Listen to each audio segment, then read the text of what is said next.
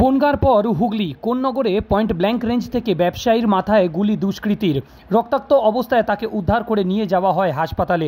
সেখানেই চিকিৎসা চলছে তার। পুরনো ব্যক্তিগত দ্বন্দ্ব নাকি ব্যবসায়িক শত্রুতার জেরেই এই ঘটনা তদন্ত করছে পুলিশ। জানতে তদন্ত শুরু করেছে উচ্চপদস্থ আধিকারিকরাও। আশঙ্কাজনক অবস্থায় গুলিবিদ্ধ ব্যবসায়ীকে ভর্তি করা হয়েছে হাসপাতালে। গুলিবিদ্ধ হয়েছেন রিসরার বাগখাল এলাকার বাসিন্দা লরি ব্যবসায়ী মোহাম্মদ শামসুদ্দিন আনসারি। এলাকার সবাই তাকে খান বলে চেনেন।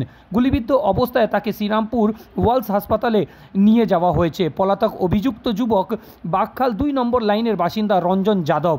প্রাথমিক তদন্তে পুলিশের অনুমান পুরনো শত্রুতার জেরে এই ঘটনা।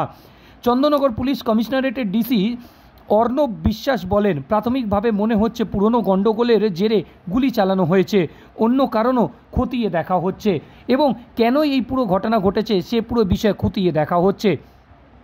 রঞ্জন হঠাৎ সেখানে হাজির হয় এবং সেখানে দৌড়ে পালিয়ে যায় মাথায় গুলি মারার পর। তারপরেই এলাকায় ছড়ায় চাঞ্চল্য। খান সাহেব দাঁড়িয়েছিলেন নিজের বাড়ির সামনেই। তখনই সকাল 9:30 নাগাদ এই ঘটনাটি ঘটে।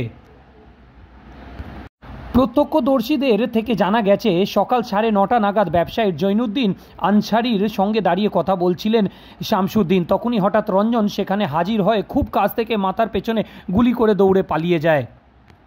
স্থানীয়রা ধরার চেষ্টা করে রঞ্জনকে, কিন্তু পাঁচিল টপকে সে পালিয়ে যায়। তারপরে খবর পেয়ে ঘটনাস্থলে আসে পুলিশ এবং পুরো বিষয়টি তদন্ত করে তারা খতিয়ে দেখছে সবই অ্যাঙ্গেল যে কী কারণে হতে পারে এই ঘটনা।